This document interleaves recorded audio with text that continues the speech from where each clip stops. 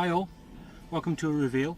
No, it's not the Jackson, it's not the Casca, it's not the Saab, they should all be done by now, it's not the Harvard, it's this, the 172nd Airfix Vampire T.11. This is the first one I started, first kit I started once I got my new man cave. There's a sort of celebration of getting it.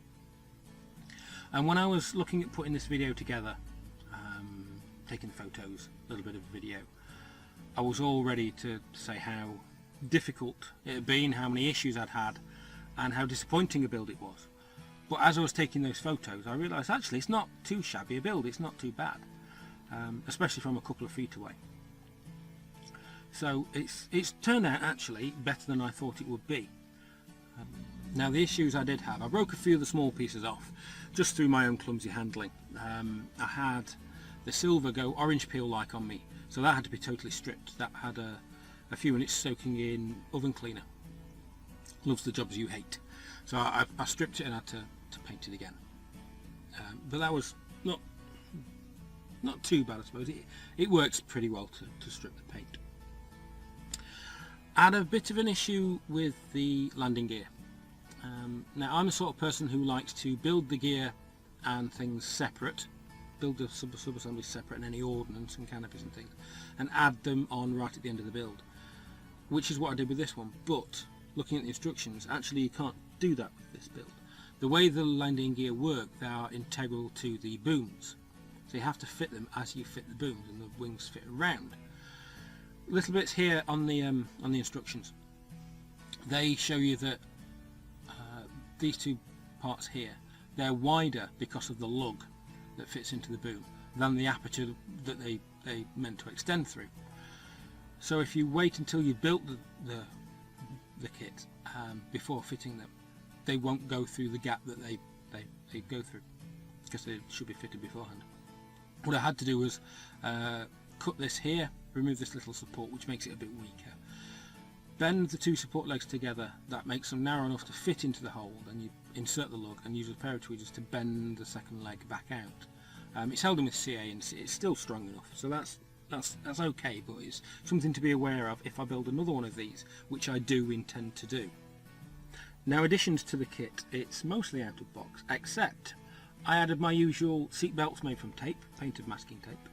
I also added ejection handle hoops on the top of the seats. I actually did some research on this, and that's where they're mounted in the Vampire, and they're in the top of the seat, so you pull it sort of over your head.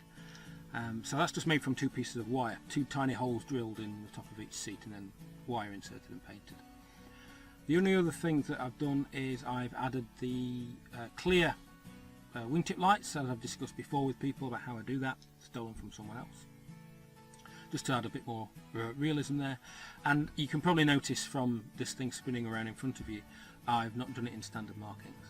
If you know me at all or have watched my channel at all, you know that I tend to go for the more obscure types. I'll either build a more obscure model, such as the Beriev I did, or the Casca I'm currently working on, something less well known, or a well-known aircraft in a less well-known livery.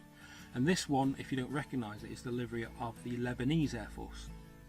Now, the Vampire was the first jet they had on charge, and this is one example of it. It was done in the normal scheme, the all over silver with the yellow parts, but added red sections here with their national insignia